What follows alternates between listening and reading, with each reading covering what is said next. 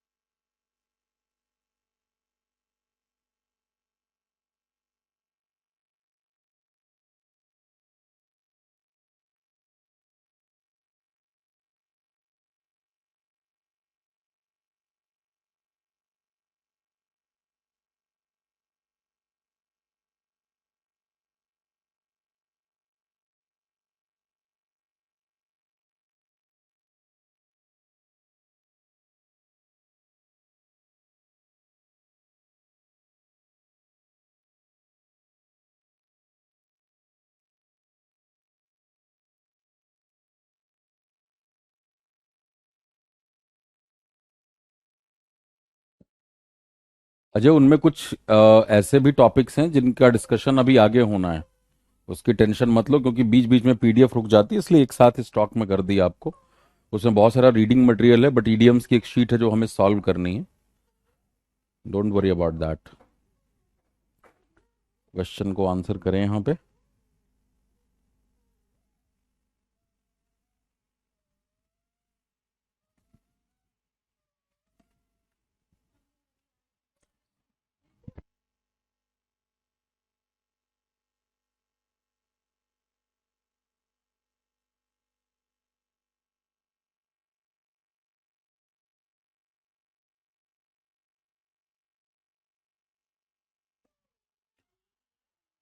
सबसे पहले ये देखो कि कौन ओपन नहीं करेगा. ये काम आपको सबसे पहले करना है. अब 2 ऑप्शन मुझे दिख रहे हैं गौरव और शुभम के. गौरव B से शुरू कर रहे हैं और शुभम F से शुरू कर रहे हैं.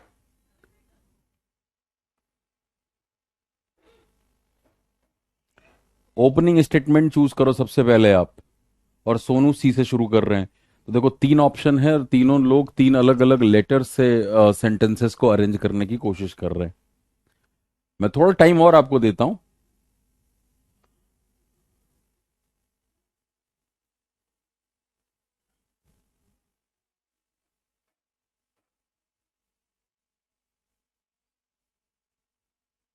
B ओपन कर रहा है.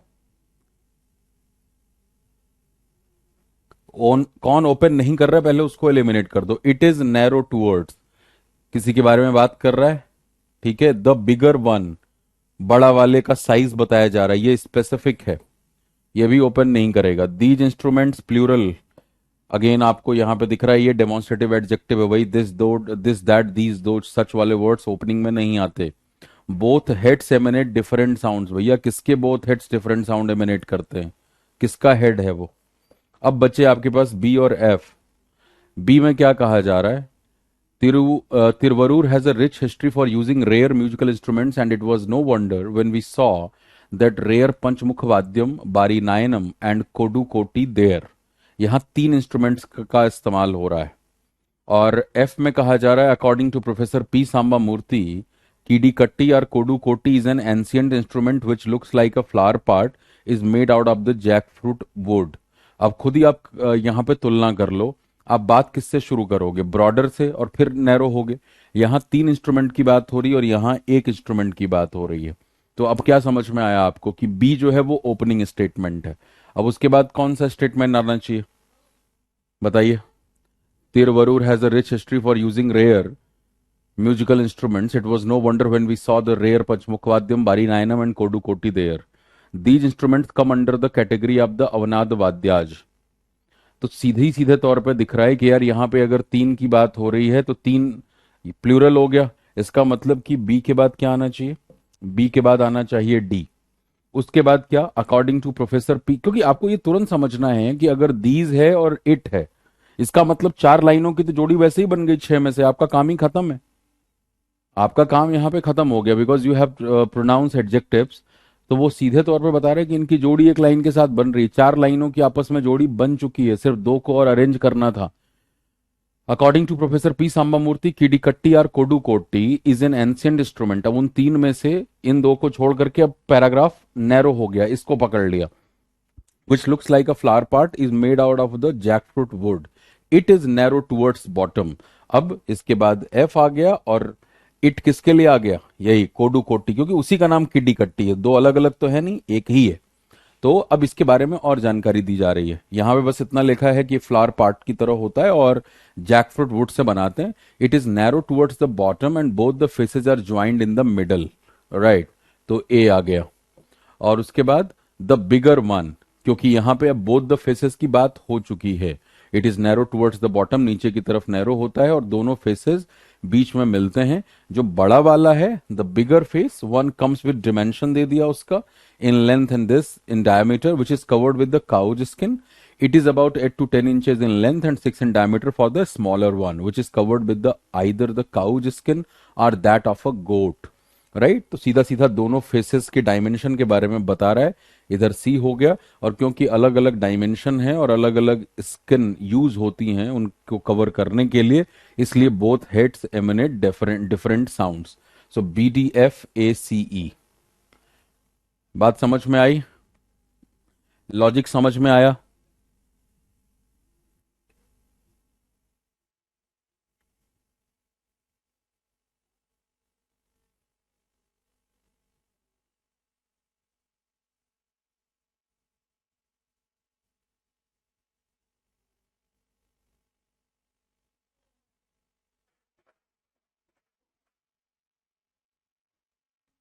Is it clear.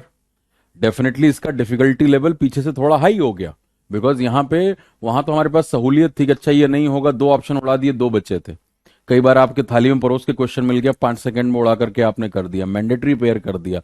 बट यहाँ लिखने में थोड़ा दिमाग लगाना पड़ेगा, और डेफिनेटली ये दिमाग लगाना जरूरी है, ये तो एक्चुअल टेस्टिंग है आपकी कि आप दिए गए सेंटेंस को अरेंज कर पाते हैं कि नहीं कर पाते हैं। चलिए जी, सीख गए पहले क्वेश्चन के साथ। खैर मैंने पहले की शुरुआत ही देखो 6 लेटर वाले से करी है, अब कौन सा दूं आपको। अ, अ, अ, अ, अ।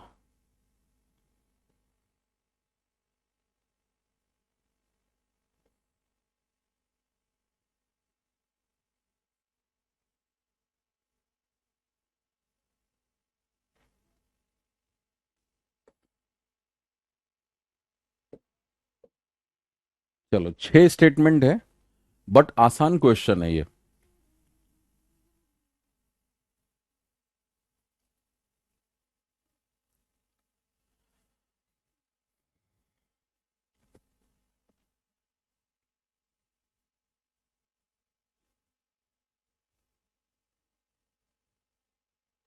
सबसे पहला काम यही करो, आप ओपनिंग कौन होगा ये डिसाइड करो। मैं अप्रोच बता देता हूँ। सबसे पहला काम हमें ओपनिंग कौन है ये डिसाइड करना है, और वो डिसाइड करने से बेहतर है आप एलिमिनेट करके जाएं, सीख के जाएं वहां पे कि ये नहीं हो सकता, ये नहीं हो सकता, ये नहीं हो सकता, तो ये होगा एलिमिनेट ओपनिंग स्टेटमेंट। सो एलिमिनेशन वाला अप्रोच पकड़ो आप।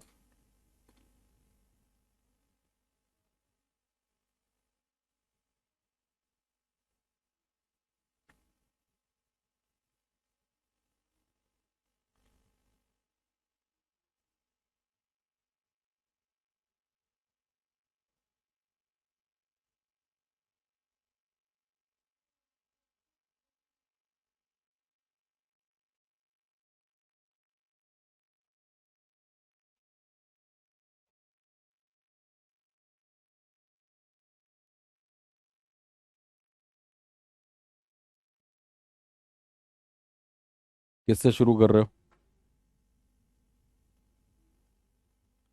देखो बी लिखा हुआ है, a dog is definitely far easier to handle. एक कुत्ता निश्चित रूप से ज्यादा आसान होगा एक कुत्ते को हैंडल करना। तो भैया किसी से कंपैरिजन हो रहा है, जिससे कंपैरिजन हो रहा है उसकी बात करोगे तब ये कर सकते हो, तो ये ओपनर नहीं होगा। इट इज स्मॉलर, ये भी ओपनिंग स्टेटमेंट नहीं है। ठीक है, डेफिनेटली ये इट कुत्ते के लिए इस्तेमाल हो रहा है। तो एक बात ये आपको तुरंत नजर आ रही कि बी और सी यहाँ पे मैंडेटरी पेयर है, जहां मैंडेटरी पेयर नजर आए वो तुरंत समझ में ले आ जाना चाहिए। It is smaller, its cries are much less comprehensible than the blood curdling groans of a dying man. अब आपको ये भी समझ में आ गया, यहाँ पे डाइंग मैन का इस्तेमाल हो रहा है, यानी पहले उसका जिक्र कहीं पे होना चाहिए। The police do not ask question and burying a dead dog और इवन थ्रोइंग इट अवे। तो ये भी ओपनिंग नहीं है, मोर ओवर कंक्लूजन में आ जाएगा। तो करेक्ट ऑर्डर यहाँ पे ए से शुरुआत हो रही है कि एक घायल कुत्ते को घर पे ले आना ज्यादा आसान है रादर देन एक बीमार और एकदम बेजान सा पड़ा हुआ आदमी जो कि रास्ते पे पड़ा हुआ है, रोड पे पड़ा हुआ है ऐसे ही, उसको घर पे ले आना। यानी एक बीमार फटेहाल मरने के पास वाले इंसान को घर पे लेके आने से बहुत बेहतर है कि हम एक घायल कुत्ते को घर पे ले आए। ये ओपनिंग स्टेटमेंट है। अब बता रहे हैं कि ये ऐसा क्यों है। अब यहाँ पे तुलना हो रही कि एक बीमार बूढ़े व्यक्ति को जो बिल्कुल मरने के करीब है, रोड पे पड़ा हुआ है, कोई देखभाल के लिए नहीं है, उसको संभालने के मुकाबले, हैंडल करने के मुकाबले ये कुत्ते को हैंडल करना आसान है। इसलिए ये कह रहा है कि इंजर्ड डॉग को लेके आना बड़ा आसान है। अब उसके बाद बता रहा है कि क्यों आसान है। पहली बात तो ये छोटा है, कुत्ता छोटा है इंसान के मुकाबले। दूसरी बात, एक कुत्ते का जो दुख दर्द है, जो कुत्ते की क्राइज हैं, वो आपको कम समझ में आएंगी, मच लेस कॉम्प्रिहेंसिबल। वो आपको कम समझ में आएंगी comparison to the blood curdling groans of a dying man. एक मरता हुआ आदमी तुम अगर लेते आओ तो वो कराह रहा है, और जब वो कराहेगा तुम्हें अंदर तक तुम हिल जाओगे, क्योंकि तुम इंसान हो। इंसान का दुख दर्द तुम समझ सकते हो, इम्पथाइज कर सकते हो, वो ज्यादा बेहतर समझ पाओगे। तो वो तुम्हारे बर्दाश्त के काबिल काबिल नहीं होगा। तो इधर आ गया ए बी सी। उसके बाद moreover if it dies there are no legal problems. अभी कुत्ते की ही बात कर रहा है, इट इज से शुरुआत हुई थी। और उसके आगे क्या कह रहा है, और सुन लो, अगर ये मरता भी है ना तो कोई लीगल प्रॉब्लम नहीं होगी। यानी कुत्ता अगर मरता है तो अब लीगल प्रॉब्लम नहीं होगी, इस बात को इंट्रोड्यूस कर दिया, तब पुलिस आएगी वहां पे। Police do not ask questions, police सवाल नहीं पूछती है। और कुत्ते के मरने के बाद, and burying a dead dog और even throwing it away is not a criminal offence. आप एक मरे हुए कुत्ते को दफना दें या वैसे ही फेंक दें रोड के किनारे, तो भी वो एक क्रिमिनल ऑफेंस नहीं है। लेकिन क्या आप एक इंसान के साथ ऐसा कर सकते हो? नो वंडर, इस बात में कोई आश्चर्य नहीं है that no one takes a dying destitute home. इसलिए इस बात में कोई आश्चर्य नहीं है कि एक रोड पे पड़े हुए मरते हुए फटेहाल आदमी को कोई घर क्यों नहीं लाता है, क्योंकि उसके साथ बहुत सारी और समस्याएं जुड़ जाएंगी। तो A B C E D F, आसान सा क्वेश्चन है। ये सीक्वेंस ऑफ इवेंट के ऊपर था, इसमें कहीं कोई मुश्किल नहीं है। ये सीक्वेंस ऑफ इवेंट के ऊपर था कि किस घटना के बाद कौन सी घटना घटने वाली है यहां पे। आइए अब आगे बढ़ते हैं।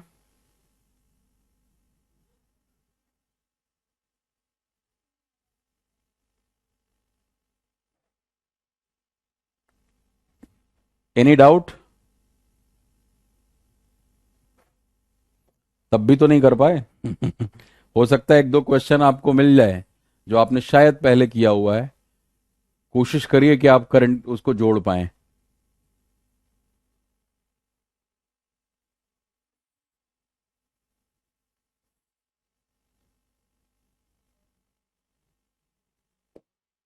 चलो, चार स्टेटमेंट।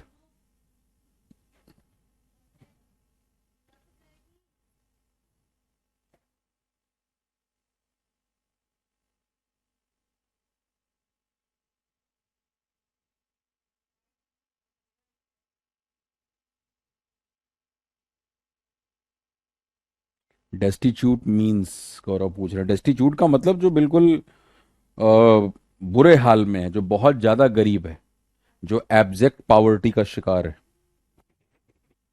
अब वहां पे बात होगी ना रोड पे पड़ा हुआ, अब रोड पे पड़ा हुआ आदमी किस लेवल का होगा वो तो आपको समझ में आ ही रहा है, कितना गरीब होगा। उसके लिए एक और शब्द आता है रेच, WRETCH। WRETCH, रिच का मतलब होता है एक बहुत ही फटेहाल इंसान, जिसको देख के आपके मन में सिंपथी आ जाए। और उसके साथ एक कंफ्यूजिंग वर्ड आता है रेच, रेच का मतलब होता है वॉमिट करना। चलिए जी, फोर स्टेटमेंट, वॉमिट या वॉमिटिंग लाइक साउंड।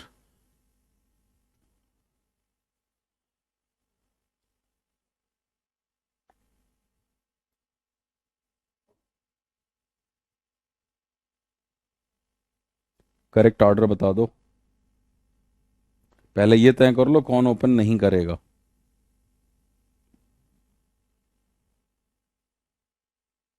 बहुत अच्छे Shubham, very good, congratulations, you got it absolutely correct. सबसे पहला जवाब और सही जवाब।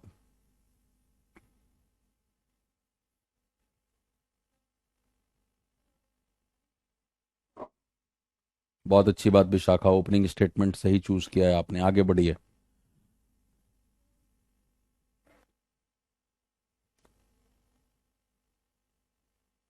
निशिकांत करेक्ट। शुभम भी लग रहा है दो हैं क्या अलग अलग।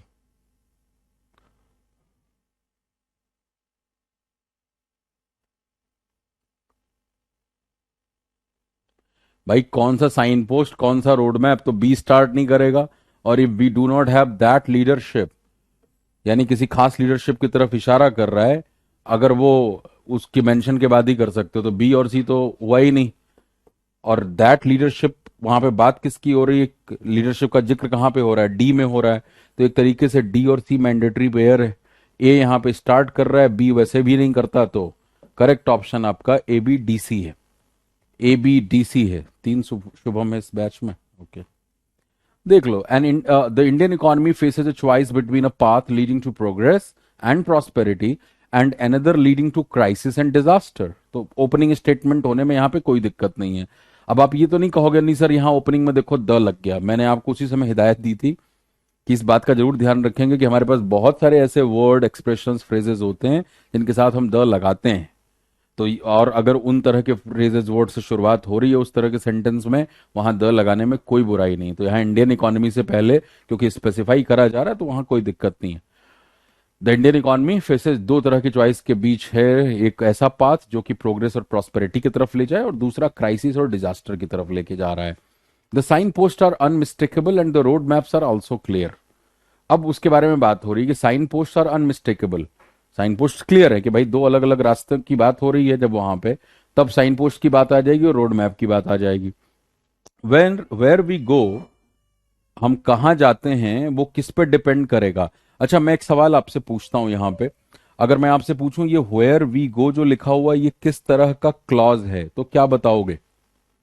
ये किस तरह का क्लॉज है। ग्रामर प्राइमर पढ़ने का फायदा, मैंने इसीलिए कहा था रीडिंग आपकी आसान हो जाती है।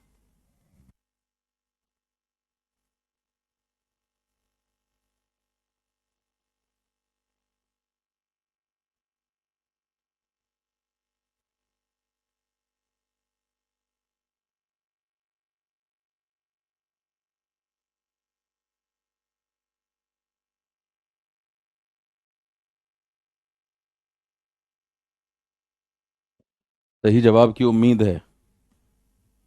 नाउन क्लॉज है, नाउन क्लॉज सेंटेंस का सब्जेक्ट है। आप खुद ही देखो, नहीं तो आपकी आंखें फटी रह जानी चाहिए ना, ये क्या लिखा है यार, वी गो फिर विल। तो अब आपको समझ आ गया कि वेयर वी गो, हम जहां जाते हैं वो डिपेंड करेगा। तो ये आपका NC है, नाउन क्लॉज है जो कि सेंटेंस का सब्जेक्ट है। उसके बाद ये आया हुआ है, इसीलिए बेसिक्स पढ़ाई गई आपको, एक सेंटेंस के बनने तक की रीडिंग आपकी आसान हो। तो वो किस पर डिपेंड करेगा कि whether we have a leadership that will rise above petty factional and commercial interest and face the challenge of the odious path to national progress. right? Or if we do not have that leadership, and if our people do not assert themselves unequivocally and in time, we are headed for disaster. तो ये that leadership, यहां पे जिस leadership की बात करी जा रही है उसकी तरफ इशारा किया जा रहा है कि ये डिपेंड इस पे करेगा कि हमारे पास जो लीडरशिप है, क्या वो छोटी छोटी पेटी, पेटी का मतलब क्या होता है, जिनका कोई खास वजूद ना हो। फैक्शनल का मतलब होता है कि ग्रुपिंग कर लेना, जैसे जिसको हम कहते हैं जातिवादी राजनीति। पूरा देखिए वही गणित लगाई जाती है, किसको टिकट दिया जाए, कहाँ पे किस जाति का बोलबाला है, जाति धर्म, ये यही है फैक्शनल। उन चीजों से, कमर्शियल इंटरेस्ट से जब ऊपर उठ जाती हैं और नेशनल प्रोग्रेस के बारे में लीडरशिप अगर सोचे, तभी हम ऐसा कर सकते हैं। If we do not have that leadership, अगर ऐसी लीडरशिप नहीं है, एंड अगर हमारे लोग अपने आप को अनइक्विवोकली असर्ट नहीं करते, अब ये भी बड़ा प्यारा शब्द है अनइक्विवोकल। अगर आप इक्विवोकल होते हो तो हर डायरेक्शन में बराबर बात करते हो। अनइक्विवोकल का मतलब बिल्कुल एक दिशा में। यानी देश की जनता का भी काम है कि उसको ये समझ में आए कि इन छोटे पेटी मुद्दों से, मेरी जाति का है, मेरे धर्म का है, मेरे क्षेत्र का है, इससे ऊपर निकल करके अनइक्विवोकली प्रोग्रेस की तरफ ध्यान दें। तब जाकर के हम शायद बच सकते हैं डिजास्टर से। अदरवाइज तो अगर हमारे पास नहीं है तो डिजास्टर होना ही होना है। तो ये था, खैर क्वेश्चन बड़ा आसान सा था, 4 लाइनों का। आइए, ये भी बिल्कुल सही होना चाहिए, नाउन फ्रेज नहीं क्लॉज है, क्योंकि उसमें वर्ब लिखा हुआ है कविता। ठीक है, वेयर वी गो है उतना लिख गया तो वो क्लॉज बन गया।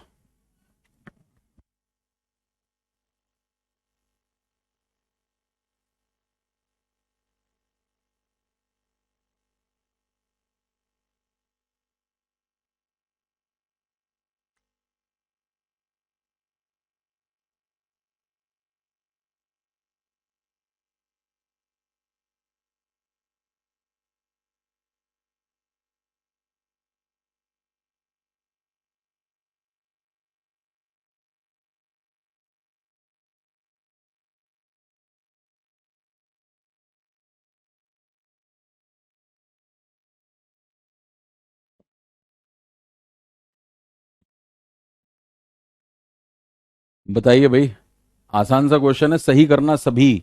धीरे धीरे जब 2-3 क्वेश्चन हो जाते हैं तो आपको तरीका समझ आता है। शिल्पा, एडवर्बियल क्लॉज कहाँ से हो गया वो?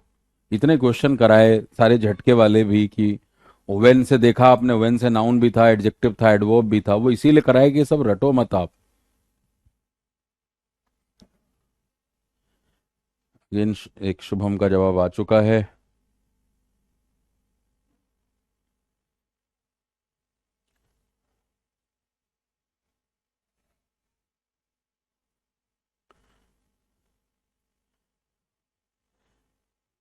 गलत है विशाखा, आप भी गलत हो, मधु आप भी गलत। थोड़ा थोड़ा ठीक ठीक लगा लो, काम बन जाएगा।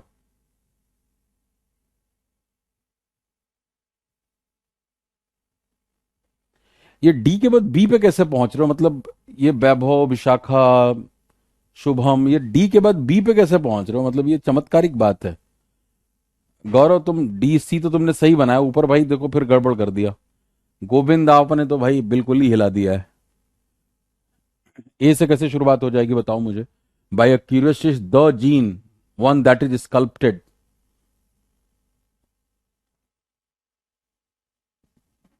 चलिए, यहां पे गाड़ी रिवर्स गियर में चल रही है भाई।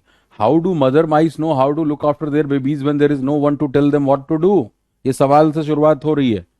डी से कहा जा रहा है जो मतलब चूहे की माँ होती है, मतलब फीमेल, इसीलिए तो माइस लिखा हुआ है, वो आखिर ये कैसे जानती है कि उसे अपने बच्चों की देखभाल कैसे करनी है जब उनको बताने वाला कोई नहीं होता। अब इंसानों के बच्चे होते तो बताने वाले तो इतने सारे लोग हैं, राइट? घर परिवार में डॉक्टरों की पूरी फौज है, there is a battery of doctors, तो वो बता रहे हैं ये न्यूट्रिशन वाले हैं, तो ये हैं वो हैं।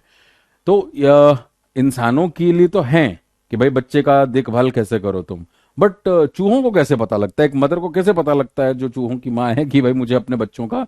उसका जवाब सी में है, बाई इंस्टिंक्ट। बाई इंस्टिंक्ट पता लगता है, meaning that their maternal behaviour, सीधा सीधा लिंक है यार। देयर किसके लिए आ गया? माइस के लिए, माउस का प्लूरल। उनका जो मटरनल बिहेवियर है is in some way programmed into their genes. ये उन चूहों की जो मतलब फीमेल माओ वाली चूहे हैं उनके जीन्स में ही प्रोग्राम्ड होता है। तो सीधा सीधा डी के बाद सी है। Biologist have now identified one gene involved. अब इन देयर जीन्स लिखा हुआ है, फिर आ गया बायोलॉजिस्ट ने अब आइडेंटिफाई कर लिया है वन जीन इन्वॉल्व, जो एक जीन इस पूरी प्रक्रिया में इन्वॉल्व है। By a curious twist the gene is one, क्योंकि अब उन्होंने आइडेंटिफाई कर लिया, अब उस जीन के बारे में यहां बताया जा रहा है कि by a curious twist the gene is one, वो वैसा वो जीन है that is sculpted or imprinted by the father in a special way giving male mice a role in shaping the females maternal behaviour. Right, तो उस gene से पता लगा है कि उस जीन को कौन इम्प्रिंट करता है, जो फादर है, मतलब फादर मदर मिलकर ही बच्चा पैदा हो रहा है, तो फादर इम्प्रिंट करता है इन अ स्पेशल वे। और इससे क्या पता लगता है कि भाई मेल माइस को भी एक रोल मिलता है फीमेल्स के मटरनल बिहेवियर को शेप करने में, यानी चूहे की मां किस तरह से बिहेव करेगी उसमें थोड़ा योगदान चूहे के पिता का भी है उस जीन को इम्प्रिंट करने में। तो ये था, ये सीधा सीधा आसान सा क्वेश्चन था और आई थिंक कम लोगों का करेक्ट है ये।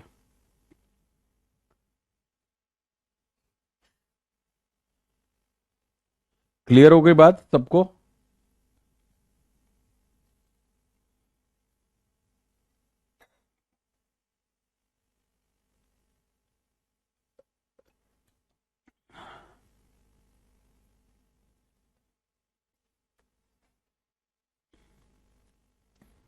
बात समझ में आ गई?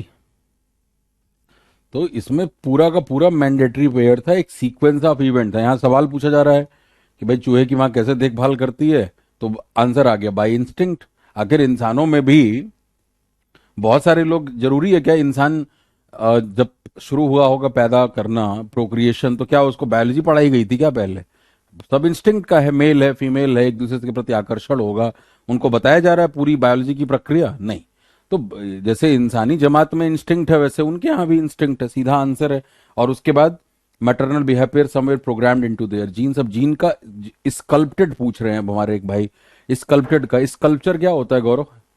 स्कल्पचर क्या होता है? जब आप कोई स्कल्पचर बनाते हो तो यहां पे बनाने के साथ रिलेटेड है वो, ठीक है। That is sculpted imprinted by the father in a special way, यानी उस जीन के योगदान में, उसको बनाने में, मेक करने में योगदान किसका है? पिताजी का है चूहे के। सेंस निकालने की कोशिश करनी है हमें, हाथ नहीं खड़े कर देने अच्छा इसका क्या मतलब है। चलो ये बड़ा प्यारा क्वेश्चन है, सही करना, डरना मत अंग्रेजी ज्यादा देखे हुए। साफ साफ नजर आ रहा है यहां पे, ओपनिंग तो तुरंत नजर आ जा रही है। कौन सा ओपनिंग स्टेटमेंट होगा?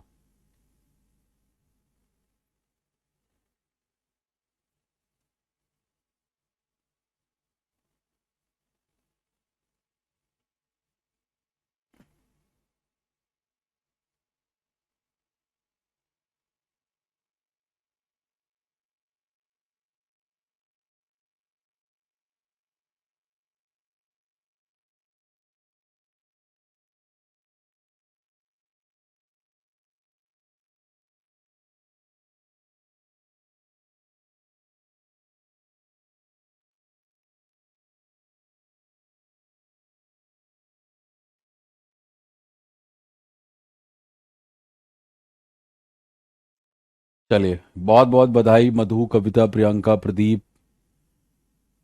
विशाखा। ओपनिंग आपने गलत करी है। बाकी जितने नाम मैंने पहले लिए सबकी ओपनिंग अच्छी थी, वैभव की भी सही है। देखो साफ साफ मैंने क्या कहा यार, नजर आ रहा है आपको इट ही, इतना ही देखा आपने, आपको समझ आ गया यार ओपनिंग तो नहीं है। अकॉर्डिंग टू इट प्रोनाउन नहीं है, ही वॉज फैसिनेटेड नहीं है। तो ये क्वेश्चन बहुत आसान है, सीधा आपको पता लग गया यार बी है यहाँ पे ओपनिंग स्टेटमेंट। बी में लास्ट में आपको नजर आ रहा है फ्रेंच स्ट्रक्चरलिज्म, जहां पे भी इज्म आता है ये कोई ना कोई फिलॉसफी होती है, राइट। और उस फिलॉसफी के अनुसार अकॉर्डिंग टू इट, तो ये इट जो है ये फ्रेंच स्ट्रक्चरलिज्म की तरफ इशारा कर रहा है। तो बी के बाद आ गया सी यहां पे, राइट। बी के बाद आ गया सी। अब उसके बाद आप किधर जा रहे हैं? बी के बाद सी किसी ने नहीं चूज किया है या नीचे चला गया किसी का? अब पढ़ भी लो। Nowadays, when intercultural differences and basic value orientations are exaggerated as the clash of civilizations, the death of Louis Dumont in Paris, नाम का पता लग गया आपको कि लुई दुमान साहब जो हैं फ्रेंच इंसान, इन्हीं के नाम के लिए यहाँ पे इस्तेमाल किसका किया गया है, ही का किया गया है। और आंखें खोल के ये भी दिख रहा है कि यहाँ दुमान सिर्फ लिखा हुआ है, यानी उनका हाफ नेम इस्तेमाल हुआ है। यानी ए जो है वो किसी भी सूरत हाल में जो है पहले नहीं आ सकता है बी से। तो बी के बाद तो सी आ गया, उसके बाद ए पहुंच गए आप, और फिर ए के बाद आ गया डी। राइट, तो एक बार मतलब भी समझ लेते हैं। आज के समय में जब इंटर कल्चरल डिफरेंसेस, तुम्हारा कल्चर ऐसा है, मेरा कल्चर ऐसा है, इस चीज को एग्जैजरेट किया जाता है कि क्लास ऑफ सिविलाइजेशंस हैं, western, eastern, oriental, continental, north south, ये वाली लड़ाई जो है। ऐसे में the death of Louis Dumont recently in Paris reminds us one of the valuable perspectives of French structuralism. तब जब पूरी दुनिया में ये क्लैश बढ़ रहा है, तो ऐसे में हमें लुई दुमान साहब याद आते हैं। राइट, और जिनकी मौत अभी रिसेंटली पेरिस में हुई, और वो हमें जो उन्होंने फ्रेंच स्ट्रक्चरलिज्म को प्रपोज किया था उसका एक valuable perspective. According to it क्या कहता है ये कि deeper the differences between one's own culture and another, greater the likelihood that comparing the two will yield significant understanding of both. ये क्या कहता है कि जितना दो कल्चर के बीच में डिफरेंस होता है एक इंसान के दूसरे के, उतनी ही ज्यादा संभावना होती है, greater the likelihood that comparing the to, अगर आप दोनों को कंपेयर करें, will yield significant understanding of both. तो रादर देन एक दूसरे के से क्लैश करने के बजाय कि मेरा बेहतर है तुम्हारा कमतर है, मेरा अच्छा है तुम्हारा बुरा है, इस क्लैश के बजाय आप अगर दोनों की कंपैरेटिव स्टडी करें तो शायद आप दोनों के बारे में अपना ज्ञान बढ़ाएंगे कि अगर उनका ऐसा है तो क्यों है, तुम्हारा ऐसा है तो क्यों है। ये कहता है फ्रेंच एक्सट्रीमिज्म का ये पर्सपेक्टिव। उसके बाद it is because he posed basic questions about intercultural comparison embracing India and the west and try to answer them that Dumont was considered one of the outstanding intellectuals of our time. He was fascinated by the ideas of people, their social institutions, and material culture, but above all, he was interested in the study of ideologies, which he defined as the fundamental ideas and value held in common by a group of people. So, the correct option is B, C, A, D. ठीक है,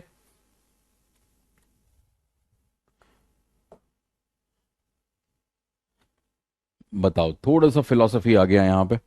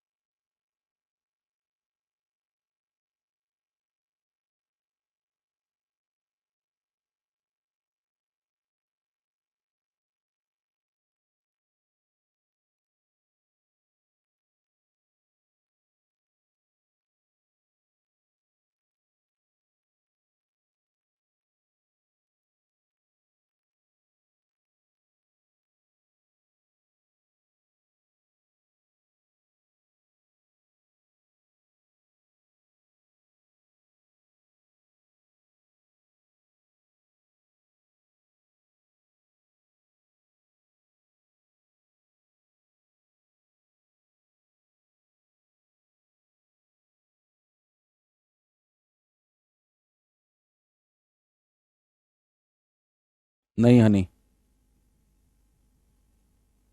idiom phrases आते हैं banking में, antonym synonym वैसे नहीं आते जैसे आपके बाकी एग्जाम में आते हैं। अगर पूछे जाते हैं तो रीडिंग कॉम्प्रिहेंशन में कॉन्स्टिट्यूशन वो पूछे जाते हैं, जो कि कॉन्टेक्स्ट बेस्ड होता है। आइए, बहुत अच्छी बात, काफी लोगों ने ओपनिंग अच्छी करी है और मुझे लगता है कि आंसर भी सही किया है। आइए पड़ताल कर लेते हैं। कविता, प्रदीप, शुभम, अजय।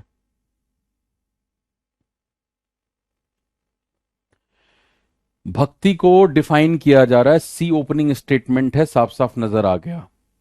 तो bhakti is nothing but the devotion that we show to the divinity that resides within us. भक्ति कुछ और नहीं है, भक्ति वो डिवोशन है जो हम शो करते हैं हमारे अंदर जो दिव्यता दिव्यता उपस्थित है उसके प्रति। शुद्ध हिंदी बोलने में जबान फंस जाती है कई बारी, ठीक है।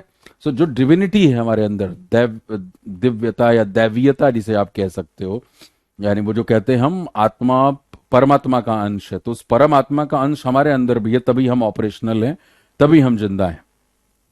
सो वही है कि bhakti is nothing but the devotion that we show to the divinity that resides within us. हमारे अंदर जो डिविनिटी रहती है, रिसाइड का मतलब रहना, तो उसके प्रति एक समर्पण का भाव।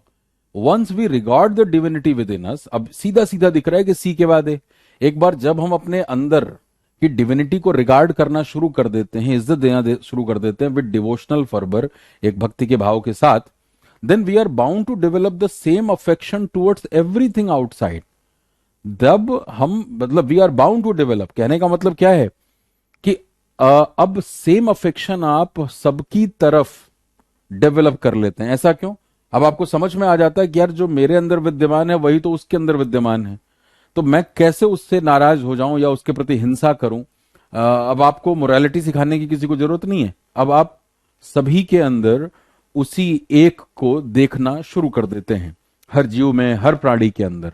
वही यहां पे लिखा है कि एक बार जब आप अपने अंदर उस बात को रिगार्ड करना शुरू कर देते हैं, तो ये ऑर्गेनिक है, ये बहुत नेचुरल है कि आप सेम अफेक्शन हर एक चीज जो बाहर है आपके उसके लिए भी डेवलप करेंगे। तो सी ए आ गया। उसके बाद the reason is that same divine truth runs through all things, वही जो मैंने अभी कहा कि उसी एक का नूर हर जगह व्याप्त है। The reason is that the same divine truth runs through all things, वही हर जगह व्याप्त है। और when the devotee has attained this state, कौन सा स्टेट? ये दिस स्टेट इशारा कर रहा है इसकी तरफ। जब कोई डेवोटी, जो भक्त है, जब वो इस स्टेट को अचीव कर लेता है, service to the world becomes his creed, तब उसकी क्रीड क्या है, उसकी पहचान क्या है? कहते हैं ना, caste, creed, this and that. उसकी पहचान, उसका काम सिर्फ सर्विस टू द वर्ल्ड है। यानी अब उसको, वही मैंने कहा, उसको मोरालिटी सिखाने की जरूरत नहीं है कि तुम्हें ये करना चाहिए, नहीं करना चाहिए। उसको पता ही है कि उसको क्या करना चाहिए, क्योंकि अब वो सभी के अंदर उस दिव्यता का दर्शन करने लग गया है। तो ये थोड़ा सा और सीधा सीधा मतलब आपको दिख रहा है। इसका रीजन यहां आ गया कि we are bound to develop the same affection towards everything outside. क्यों भाई? रीजन इज कि वही डिवाइन ट्रूथ तो सभी के अंदर है, हर जीव में जो भी यहां पे दिख रहा है सभी के अंदर वही है। और जब एक डिवोटी इस स्टेट को अचीव कर लेता है, किस स्टेट को? ये वाली, उसकी समझ इस लेवल पे पहुंच जाती है कि यहां तो कोई मेरा पराया वाला कॉन्सेप्ट ही नहीं है, सब में तो वही है। तो फिर service to the world becomes his creed. तो CADB था ये।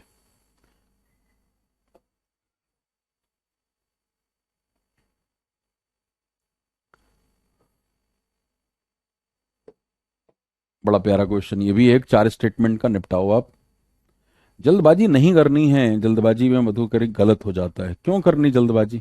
मैं कोई जल्दबाजी कर रहा हूं? एक एक टॉपिक पे देख रहा हूं कितना समय देता हूं मैं। आज इस टॉपिक की लास्ट क्लास करते हैं, बाकी फिर बाद में प्रैक्टिस होती रहेगी, यूट्यूब पे भी प्रैक्टिस होगी। आज यूट्यूब पे 7 बजे आ जाना। 15 फिलर्स के क्वेश्चन करने हैं आज, career well banking exams YouTube channel पे। 15 question single blank place, RBI assistant के लिए। पेपर लिख रहे हो नहीं लिख रहे हो that is immaterial, but at least वहां पे आइए, क्वेश्चन करिए, अपनी समझ को बढ़ाइए, जहां से भी सीखने का मौका मिले। क्वेश्चन मॉडरेट ही होंगे, डिफिकल्ट नहीं होंगे, क्योंकि RBI असिस्टेंट जो है वो IBPS PO के थोड़ा नीचे ही लेवल होता है उसका। तो मैं उसी में फिर पैराजम्बल्स के भी क्वेश्चन करा दूंगा आपको मॉडरेट लेवल के। अब इतने के बाद आपकी वहां पे परफॉर्मेंस फिर अच्छी होगी।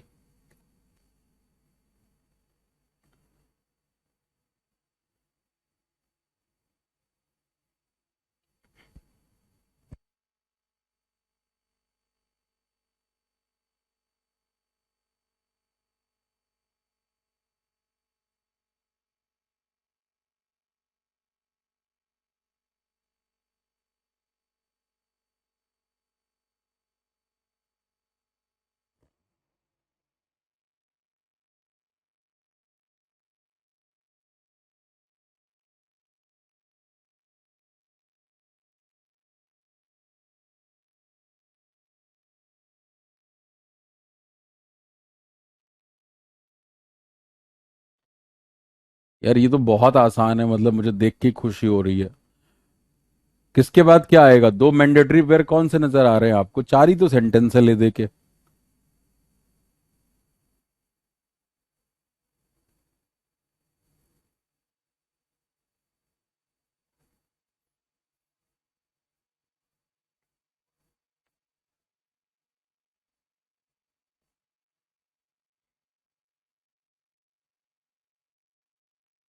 बहुत अच्छी बात। Shubham is correct. Only one guy is correct so फार।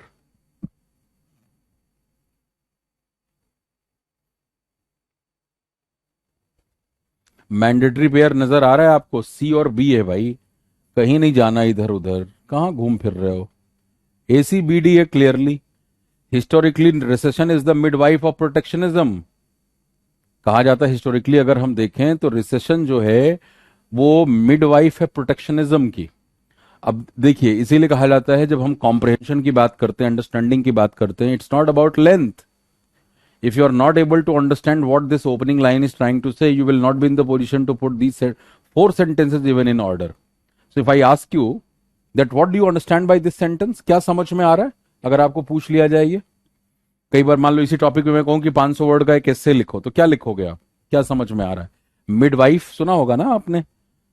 सरकारी हॉस्पिटल्स में मिडवाइफ होती हैं जो बच्चों को पैदा कराती हैं। अब जरा उसको जोड़ो यहां पे। Recession is the midwife of protectionism. इसका मतलब क्या? रिसेशन पैदा करने में मदद करती है किस चीज को? प्रोटेक्शनिज्म को।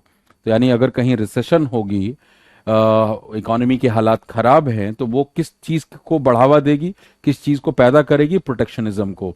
वो देश प्रोटेक्शनिस्ट पॉलिसीज लेना शुरू कर देगा, क्योंकि उस देश में रिसेशन का दौर चल रहा है, मंदी का दौर चल रहा है। और प्रोटेक्शनिज्म का मतलब वो देश अपने प्रोटेक्शन के लिए वो ऐसे कदम उठाएगा, ऐसी पॉलिसी फ्रेमिंग करेगा जिससे उसके देश का भला हो, बाकियों की चिंता वो उस समय नहीं करेगा। तो ये है ओपनिंग सेंटेंस। फिर देखो, जब अच्छा समय होता है, peoples and nations are happy to enjoy the benefits of open trade. वही तो बात लिखी गई है कि भाई जब अच्छा समय है तो सबको ओपन ट्रेड अच्छा लगता है, आदान प्रदान चल रहा है। और एक बार बुरा समय आता है, come bad times, they are tempted to minimise short term pain through protection. तो वो प्रोटेक्शनिज्म के बाद ही इसकी बात करोगे ना। और जैसे ही बुरा समय आता है, दे आर टेम्पटेड। अब आप ये भी नहीं कह सकते बी पहले आएगा। ये दे किसके लिए आया हुआ है भाई? ये दे पीपल्स और नेशन के लिए आया हुआ है। अच्छे समय में, अब जब आपके पास पैसा आ रहा होता है, कहते हैं ना, जब पैसा आ रहा होता है तो इंसान को खर्च करने में बिल्कुल मतलब एक बार नहीं सोचता वो, कोई बात नहीं 200 का 400 दे देगा। जब वही पैसा नहीं होता है ना, 1 रुपए 10 रुपए की भी कीमत कई बार समझ में आती है कि अगर उतना नहीं है तो आपको एंट्री नहीं मिलेगी। वो खैर एक अलग सिचुएशन है। तो जिंदगी में कई बार ऐसे मौके आते हैं। हमारे सामने कितनी पब्लिक पर्सनैलिटीज, अमिताभ बच्चन, जिसको कहते हैं कि भाई अर्श से फर्श पे आना और फर्श से फिर अर्श की जो उनकी चढ़ाई थी। Amitabh Bachchan corporation limited ABCL डूब गया। अमिताभ बच्चन का बेटा जो है वो प्रोडक्शन बॉय का काम कर रहा है, एक्ट्रेस को ले जा रहा है, ले आ रहा है एयरपोर्ट से, उनके काफी चाय का ध्यान रख रहा है। अभिषेक बच्चन के करियर की शुरुआत वहां से हुई थी। और उसके बाद अमिताभ बच्चन को बचाने वाला फिर केबीसी था, उसी के जरिए उनकी रिकवरी हुई। या आपने जैकी श्रॉफ के बारे में सुना होगा। बूम फिल्म आई थी 2003 में, कटरीना कैफ को लॉन्च किया था, बर्बाद हो गए थे उस फिल्म में। इवन टाइगर श्रॉफ का भी ये इंटरव्यू है कि मेरा बेड भी बिक गया था, मैं छोटा बच्चा था उस समय और सारे सामान बिक गए थे और इवन मुझे फर्श पे सोना पड़ा था। तो जिंदगी में ये मौके आते हैं, अगर आपसे कोई भूल हो जाए, चूक हो जाए, फैसलों में गलतियां हो जाएं, तो ऐसे ऐसे लोगों का भी ऐसा हाल है कि सब कुछ बिक जाता है और फिर से जिंदगी चढ़ानी पड़ती है। तो वही चीज यहाँ पे कही जा रही है कि अच्छे समय में तो सबको मजा आता है, लेकिन एक बार बुरा समय आए तो सभी लोग उस शॉर्ट रन पेन को मिनिमाइज करने के लिए प्रोटेक्शन, एक इंसान भी घर में प्रोटेक्शनिज्म फॉलो करने लगता है। फिजूल की खर्ची रोक देगा, हर हफ्ते बाहर निकलता है खाने के लिए रोक देगा, चलो नहीं जाएंगे, इस पूरे महीने नहीं जाएंगे, घर का ही खाना खाएंगे, फिल्म देखने नहीं जाएंगे, या ऐसे कोई भी रिक्रिएशनल एक्टिविटीज पे खर्च नहीं होगा। The great question now is, अब ये पूरी कहानी के बाद नाउ अब इधर आ गया लास्ट में, अभी की बात कर रहा है। अब सबसे बड़ा क्वेश्चन ये है कि whether the liberal policies that have taken hold in many countries around the world in 1980s and 90s can survive an economic setback. भाई जो हमने कल भी कुछ क्वेश्चन किए थे ना, एलपीजी प्रिंसिपल की तरफ इशारा कर रहा है। चाइना में जैसे आप देख रहे हैं 80s के बाद रिकवरी शुरू हुई थी ग्रोथ की, डबल डिजिट वाली। तो वो यही कह रहा है कि सवाल अब ये है कि जो लिबरल पॉलिसीज हमने शुरू करी, इकोनॉमीज के अंदर, क्या ये सरवाइव कर पाएंगी इकोनॉमिक सेटबैक को? तो ये सवाल के साथ यहाँ पे ये छोड़ रहा है। तो ये था क्वेश्चन।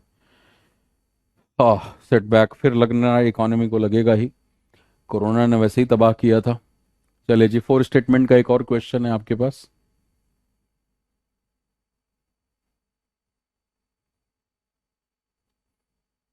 नीरज, ये बैंकिंग का इंग्लिश स्पेशल बैच है, बस ऐसे समझ सकते हो। फाउंडेशन बैच अलग होता है, वो एसएससी के जितने भी एग्जाम्स हैं, और ऐसे समझ सकते हो जिन बच्चों का बिल्कुल बत्ती गुल है इंग्लिश में, कुछ नहीं पता उनको। बहुत सारे ऐसे बच्चे हैं जो छठी क्लास से अभी भी अंग्रेजी पढ़ते हैं, तो बहुत धीमे चलती, उनमें इस तरह के क्वेश्चन थोड़ी होते हैं। पैराजम्बल वहां होता है, बट पैराजम्बल है, क्लोज टेस्ट है, रीडिंग कॉम्प्रिहेंशन है, फिलर्स हैं, सारे टॉपिक उस बैच में भी होते हैं। बट उसमें जो प्रैक्टिस क्वेश्चंस होंगे वो नीचे से शुरू होकर के एसएससी सीजीएल मेंस तक के क्वेश्चन में उसमें प्रैक्टिस कराता हूँ उन बैचेस में भी। तो आपका अलग है पैटर्न ना, तो आपके क्वेश्चन अलग मिलेंगे। अब ऐसे क्वेश्चन एसएससी में थोड़े ही आते हैं, तो ये सब फर्क है। इसके बाद जो अगला टॉपिक पढ़ोगे आप, इससे जुड़ा हुआ ऑड वन आउट, वो नहीं आता है एसएससी में, वो अलग है। तो काफी अलग है कहने का मतलब उस बैच से। यहाँ पे किसी की ग्रामर बहुत हिली हुई हो डिटेल्ड मैंने, उसमें तो उस बैच में 80 घंटे तो ग्रामर होती है। आपका पूरा कोर्स 80 घंटे का बैंक का नहीं होता। अब शायद हो ही जाए, कुछ नहीं पता। पिछला वाला बैच में देख रहा हूँ, बहुत पढ़ाया मैंने उसमें। करियर विल पर जितना पढ़ाया जाता है उतना किसी प्लेटफॉर्म पे नहीं पढ़ाते। बैंकिंग इंग्लिश का स्टैंडर्ड कोर्स आर्स हर जगह पे 50 घंटे 55 घंटे हद से हद होता है। बट मैं यहाँ पे आपकी ज्यादा चिंता करते हुए ज्यादा प्रैक्टिस कराता हूँ, इसीलिए। चलिए जी, खुशी ने आंसर कर दिया है, शुभम ने आंसर कर दिया है।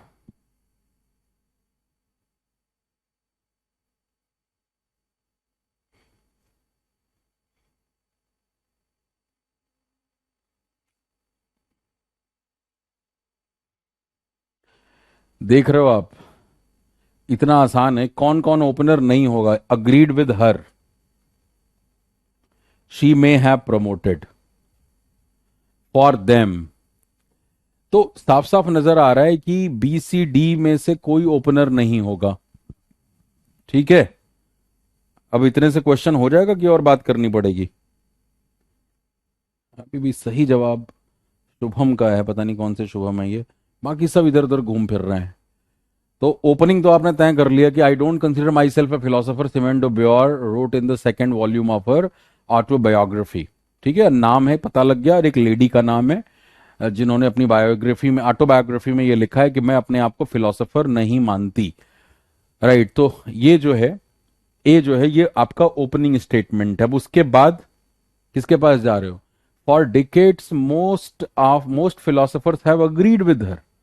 राइट, तो I don't consider myself a philosopher, ऐसा उन्होंने कहा। और दशकों तक बहुत सारे फिलोसोफर्स ने उनकी बात से अग्री किया कि हाँ, वो बिल्कुल ठीक कह रही हैं, सिमोन डे ब्योर वो एक फिलोसोफर नहीं है। तो ए के बाद सीधा सीधा सी आ गया। Right, for them. अब ये फॉर देम किन के लिए आया हुआ है? फिलोसोफर्स के लिए आया हुआ है। इससे आसान क्वेश्चन कुछ मिल सकता है क्या? हाँ, इससे आसान क्वेश्चन हो सकता है कुछ? बताओ। सबका सही होना चाहिए था, मोस्ट फिलोसोफर्स लिखा हुआ है, और उसी के लिए फॉर देम आ गया। उनके लिए the French novelist and intellectual who wrote the second sex creating modern feminism in a single electrifying stroke but Jean Paul Sartre's philosophical sidekick and Doctor Watson to his Sherlock Holmes, she may have promoted. अब हो सकता है कि there are lot of context out here. हो सकता है आपको ना पता, कौन कह रहा? बताओ इनके बारे में क्या जानते हो? आपने पढ़ा है इनको? शेरलॉक होम्स पढ़ा है, डॉक्टर वॉटसन जानते हैं आप? शेरलॉक होम्स के डॉक्टर वॉटसन कैरेक्टर थे कि क्या थे? कुछ है आइडिया? या कुछ और नाम है? नहीं पता आपको? लेकिन अगेन फिर भी ये सब क्वेश्चन इसीलिए हो जाते हैं, पैराजम्बल्स के जो क्वेश्चंस हैं, कि अगर आपको नहीं कॉन्टेक्स्ट आ रहा तब भी बहुत सारे हिंट मौजूद होते हैं। उसके बाद लास्ट में डी बचा हुआ है। He may have promoted and applied his French brand of existentialism, but she was not, they argued, a philosopher in her own right. तो अगेन वो दे इन्हीं के लिए आया हुआ है, मोस्ट फिलोसोफर्स के लिए आया हुआ है। तो ए सी बी डी।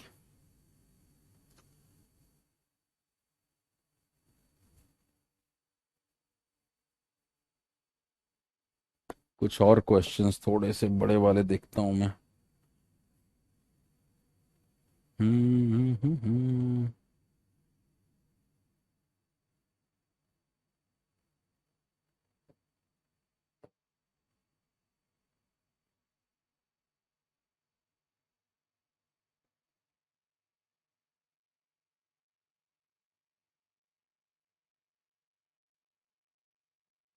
ये कैट का क्वेश्चन है। कैट 2007 है, if I am not mistaken.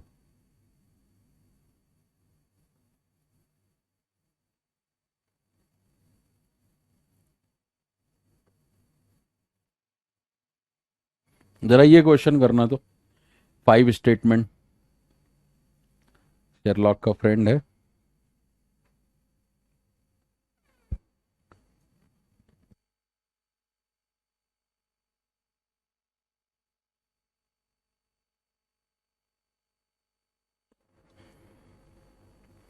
एक और दिन लगा लेना पैरासिम्बल्स पे, क्या कहते हो?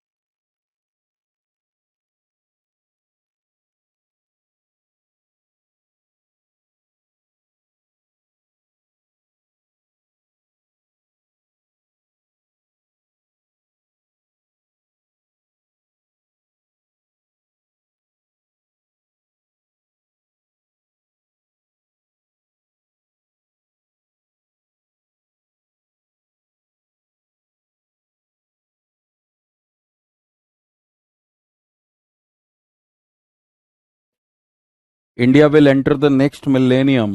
इतना आसान क्वेश्चन आपको सीधा सीधा नजर आ रहा है कि बाकी कुछ भी ओपनिंग नहीं है यहाँ पे। But even more tragic this bleak conclusion foremost, ये कोई भी ओपनर नहीं है। तो India will enter the next millennium with the largest mass of deeply empowered people of any country, some 350 to 500 million person. उसके बाद this is an extraordinary human tragedy. E के बाद डी आ गया, तो ये एक एक्स्ट्राऑर्डिनरी ह्यूमन ट्रेजेडी। अगर हम इसके स्केल को देखें, इंटेंसिटी को देखें और life long length of their suffering देखें कि भारत जो है वो अगले मिलेनियम में 35 से 50 करोड़ भूखे नंगे लोगों के साथ एंटर करने वाला है। ये एक एक्स्ट्राऑर्डिनरी ह्यूमन ट्रेजेडी अगर हम इसके स्केल को देखें, इंटेंसिटी को देखें और life long length of their suffering. वो जो लोग डिप्राइव्ड लोग हैं वो पूरी जिंदगी उसी तरह के हालात में रहने वाले हैं। बट इवन मोर ट्रेजिक, अब यहां पे देखो ट्रेजेडी की बात हो गई, तो अब इसकी डिग्री थोड़ी और बढ़ा रहा है कि उससे भी ज्यादा दुखद बात यह है, ये निश्चितता सबसे ज्यादा दुखद है कि करीब 50 साल और इवन एक सेंचुरी के बाद भी भारत जो है वो भूखे नंगों का ही देश बना रहेगा। India will still remain the land of mass poverty. अब राइटिंग का पैटर्न थोड़ा देखने की कोशिश करें आप। राइटिंग का पैटर्न देखने की कोशिश करो यहां पे कि जब आप इतनी हाई डिग्री में कोई बात कर रहे होते हैं तो आपको अपने बात, वही वाली बात, इंट्रोडक्शन, एक्सप्लेनेशन, एग्जाम्पल, तो अब आपको अपनी बात को सब्सटैंशिएट करना पड़ेगा। तब आप कहोगे कि this bleak conclusion is warranted for many reasons. अगर हम इस नतीजे पे पहुंचे हैं तो इसके बड़े सारे कारण हैं और कारणों में से सबसे पहला कारण, अब पैराग्राफ और लंबा होगा, यहां बस पहले कारण तक बात लिखी गई है। पहला कारण यही कि भारत की पॉलिटिकल इकोनॉमी कही गई है यहाँ पे, ऐसी है आज के समय में कि अगर थोड़ा बहुत स्मॉल इंक्रीमेंटल गेन भी हो जाए, that would add up to a substantial reduction in the number of the poor, cannot be expected. तो इकोनॉमी की थोड़ी सी बढ़ोतरी से हम ये उम्मीद नहीं कर सकते कि भारत में गरीबों की संख्या में भारी कमी आ जाएगी, for the very reasons that such progress has failed to emerge since independence. आजादी के बाद से 70 साल तक जब ये नहीं हो पाया, हम बेसिक कम्युनिटीज नहीं दे पाए, तो मतलब अभी कहना कि नहीं नहीं हो जाएगा, ये थोड़ा सशंकित करने वाला है। तो खैर ई डी, उसके बाद बी, और फिर कारणों की बात ए, और फिर आ गया सी। ये करेक्ट ऑर्डर था।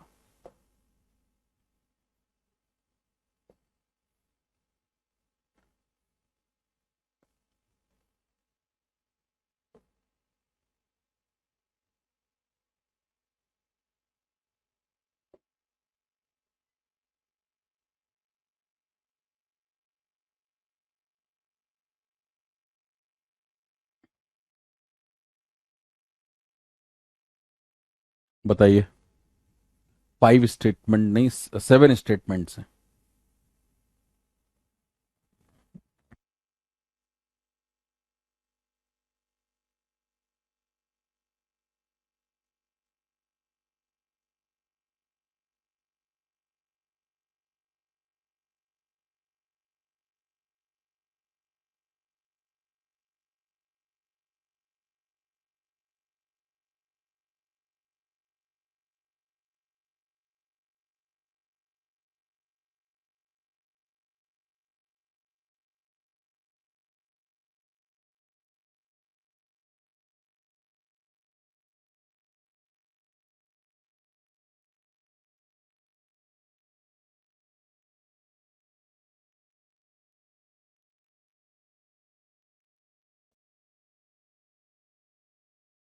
मैंडेटरी पेयर देख लो आप।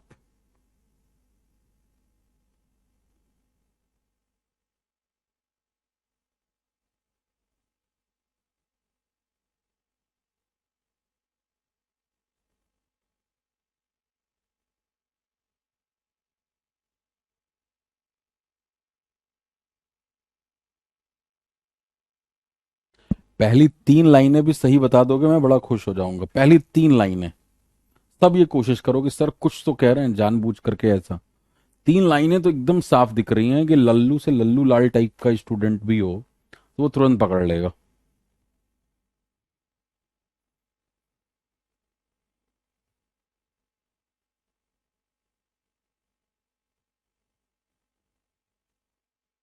जो अपने आप को ये मान के बैठा है मेरी अंग्रेजी बड़ी कमजोर है। मानना बड़ा खतरनाक है, अपने बारे में बिल्कुल ऐसी चीजें माननी नहीं चाहिए। कोशिश करते रहिए। आपके जवाबों में कई बार नजर आता है कि सर मुझसे नहीं होगा। देखो सबसे हो रहा है अब। चलिए, इज्जत रख ली आपने इतनी मेहनत की। बहुत बढ़िया। Very good. GDF, broadly speaking, governments have tried 2 methods of subsidizing agriculture, the first and the second। मैंने वही कहा। GDF नजर आ गया सभी को। अब आगे की कहानी बढ़ाओ। 7 स्टेटमेंट में से 3 तो वैसे ही निपट लिए। अब आप पढ़ के थोड़ा देख लो। मैं पढ़ दूं आपके लिए कि अगर हम ब्रॉडली बात करें तो गवर्नमेंट जो हैं वो 2 मेथड्स जो है ट्राई करती हैं सरकारें एग्रीकल्चर को सब्सिडाइज करने के लिए।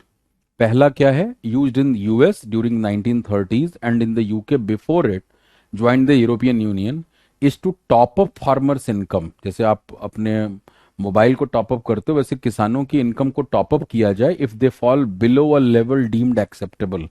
एक जो एक्सेप्टेबल लिमिट आपने उनकी कमाई की बनाई है अगर उससे नीचे आ रहे हैं वो, तो उनके कमाई को क्या किया जाए, टॉप अप किया जाए। ये पहली बात। और दूसरी क्या, the second is to guarantee a minimum level of farm prices by buying up surplus supply and storing और destroying it if prices would otherwise fall below the guaranteed levels. आपको पता है ना, डिस्ट्रॉइंग भी लिखा है। कई बार अनाज की बोरियां समुद्रों में डाल दी जाती हैं। क्यों? क्योंकि सप्लाई अगर ज्यादा रहेगी तो प्राइसेस नीचे जाएंगे। वही लिखा गया है।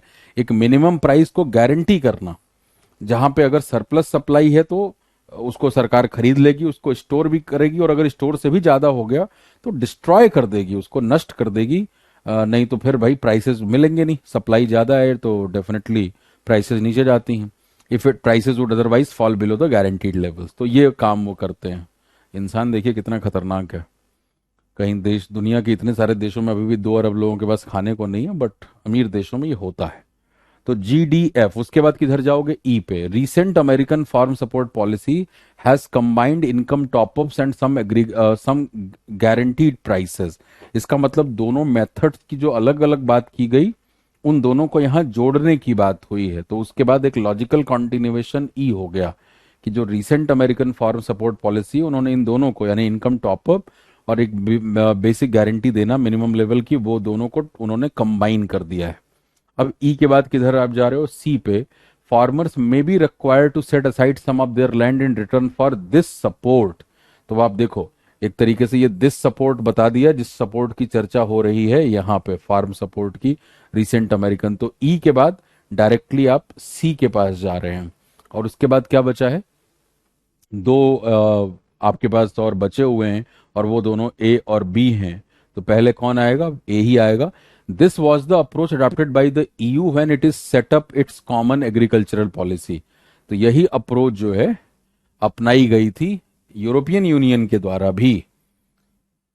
To keep down the direct cost of this subsidy, the EU used trade barriers, including import levies, and the minimized competition to EU farmers from produce available more cheaply on world agriculture markets. तो उसको और explain कर दिया कि उन्होंने क्या किया।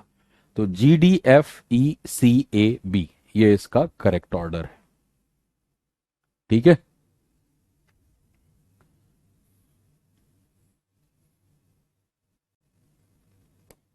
ये last question for the day है आज के लिए। अच्छा क्वेश्चन है अगेन, 6 स्टेटमेंट का। ये थोड़ा एसबीआई पीओ लेवल के क्वेश्चन है। डेफिनेटली आप समझ रहे हैं कि इनकी डिफिकल्टी लेवल हायर साइड है, लेकिन ये करना आपको तैयार कर देगा। अगर आप मन में ठान के बैठे हो मैं कहाँ निकाल पाऊंगा पहले में बार में एसबीआई पीओ, तो निकल जाएगा आपका। ये सब दिमाग में नहीं आएगा बिना क्लर्क निकले पीओ कैसे निकलता है। आप ही निकालोगे, इसी बैच से निकालोगे। अभी एग्जाम आने दो, आज से 7-8 महीने बाद आप भी मैसेज करोगे मुझे। इसीलिए हम यहाँ पे बेसिक टू मेन सब कुछ कवर कर रहे हैं। अच्छा, बाकी सारे सब्जेक्ट्स भी ठीक ठाक चल रहे हैं ना? मैं हालचाल पूछता नहीं आपसे, जिम्मेदारी है मेरी। बाकी कहीं रीजनिंग में, मैथ्स में कहीं पे कोई दिक्कत तो नहीं है किसी को? जहां भी प्रॉब्लम हो, दिक्कत हो, समस्या हो, आपकी सेवा के लिए हम यहाँ पे। बता दिया करना है हमें।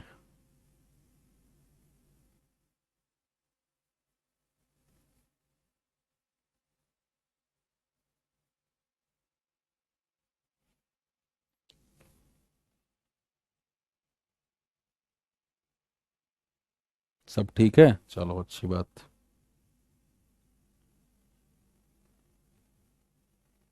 क्या मैथ्स में क्या दिक्कत है? एक भाई का आया, no doubt all clear fabulous teachers. Maths वाले सर थोड़ा फास्ट चलते हैं, तो सर को बोल दूं और धीमा कर दें?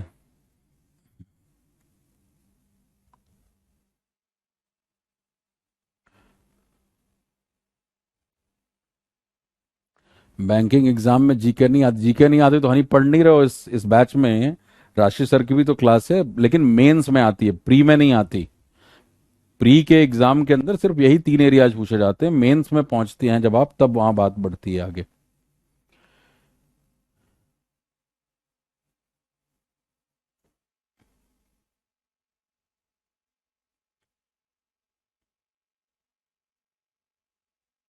देखो यहां पे भी ये क्वेश्चन बड़ा आसान है। बिटवीन दीज टू, तुरंत पकड़ लोगे आप। इन दो की बात हो रही, कौन से दो? फिर आपको दिख रहा है ऑन द वन हैंड और ऑन द अदर। कितना प्यारा क्वेश्चन है, नजर आ गया होगा आपको अब तक।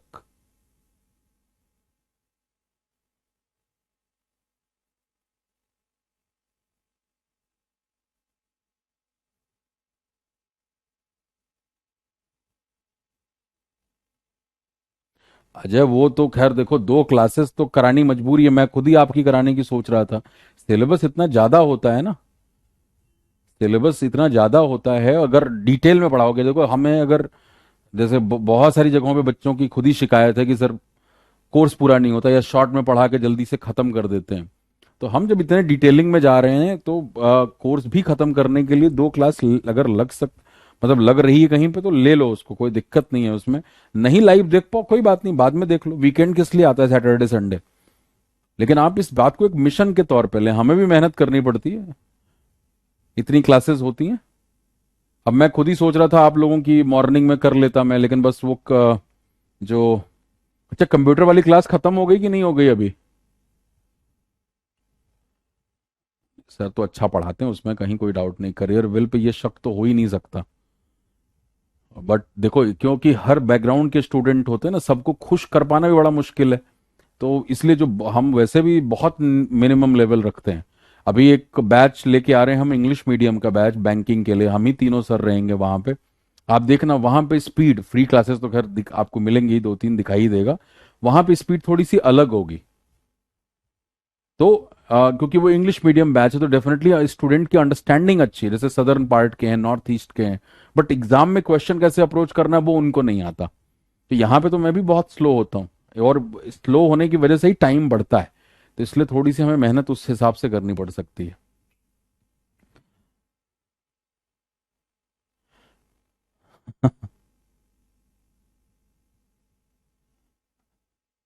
अभी नहीं।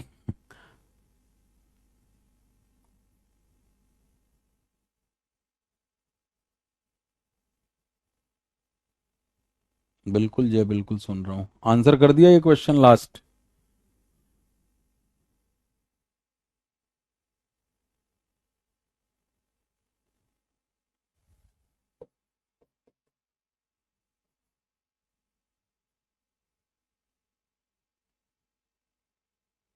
देख रहा हूँ ना, on the one hand, on the other, सीधा सीधा नजर आ रहा है, बिटवीन दीज टू, EDBA। आपको बस थोड़ा थोड़ा वही कीवर्ड्स देखने हैं, आपका काम बन जाएगा। तो EDBA, और उसके बाद in the short term the most practical solution but the physical space. अब मैं आपको पढ़ के एक बार समझा भी देता हूं। क्या कह रहा है? One of the great challenges facing Indian economy today is the grid lock that the public sector banks find themselves इन। यानी आज जो सबसे बड़े चैलेंजों में एक चैलेंज इंडियन इकोनॉमी फेस कर रही है, वो फेस कर रही पब्लिक सेक्टर बैंक्स, जिन परेशानी समस्याओं में पड़े हुए हैं। अब on the one hand, the enhanced capital requirements imposed by the Basel III norms mean that they have to raise significantly more capital over the next 4 years. Right, उनको ज्यादा capital raise करना है बैंकों को। On the other, the burden of NPAs is depleting their capital, बैंकों का पैसा deplete हो रहा है, खत्म हो रहा है, as they have to meet provisioning requirements, और उनको बेजल 3 नॉर्म्स के लिए उनको पैसा चाहिए। राइट, बिटवीन दीज टू, अब इन दोनों परिस्थितियों के बीच में उनकी जो उधार देने की जो बैंक का काम है, लेंड करना, वो कैपेसिटी उनकी कंस्ट्रेन हो रही है और इवन सिकुड़ती चली जा रही है। खास तौर से ऐसे समय में when economic recovery will see increasing demand for credit, जब इकोनॉमिक रिकवरी होती है तो सिस्टम में और पैसा चाहिए होता है। बैंकों के पास अगर पैसा नहीं होगा तो वो लोन कैसे देंगे, और लोन अगर नहीं देंगे तो मार्केट में पैसा पहुंचेगा कैसे, और इकोनॉमिक रिकवरी में जहां बहुत तरह की इन्वेस्टमेंट्स की जरूरत है वो कैसे होगी। तो बिल्कुल एक चेन ऑफ थॉट आपको कॉन्टिन्यूएशन उसमें नजर आ रहा है। उसके बाद आप पहुंचे एफ पे, कि in the short term the most political solution, sorry political कह रहा हूं, प्रैक्टिकल सोल्यूशन। अब जब ये समस्या है तो शॉर्ट टर्म में जो सबसे प्रैक्टिकल सोल्यूशन है वो क्या है सरकार के लिए, कि ये सिस्टम में ज्यादा कैपिटल इन्फ्यूज करे, पैसा और डाले, but the physical space to do this. अब आपको समझ में आ रहा है कि ये दिस किसकी तरफ इशारा कर रहा है? इस बात की तरफ कि जो फिजिकल स्पेस है सरकार के पास, यानी सरकार की जितनी कमाई हो रही है और जितने उसके खर्चे हैं, वो वही फिजिकल स्पेस है कि सरकार कितना खर्च कर सकती है। भाई सरकार हमेशा फिजिकल डेफिसिट में ही रहती है, घाटे में ही रहती है। तो ये जो फिजिकल स्पेस है सरकार का वो लिमिटेड है, given several competing demands for capital spending. सरकार के पास ऐसे ऐसे बहुत सारे क्षेत्र हैं जहां उसको पैसे खर्च करने हैं। अगर बैंक अपने पैसों को संभाल नहीं पा रहे, कर्ज ढंग से दे नहीं रहे, उनके कर्ज चुकता नहीं हो रहे हैं, लोग डिफॉल्ट कर जा रहे हैं, तो ये बैंकिंग को देखना पड़ेगा कि भाई उनकी मशीनरी में ये गड़बड़ियां कैसे कैसे लोग चूना लगा जाते हैं। अब बैंक की अपनी कमियों के लिए सरकार उनको हजारों करोड़ का बेल आउट पैकेज देता रहे, तो सरकार के पास बहुत सारी जगहें हैं खर्च करने के लिए, तो इसलिए उनको थोड़ी दिक्कत है। तो ये इस पूरे पैराग्राफ का मतलब हुआ।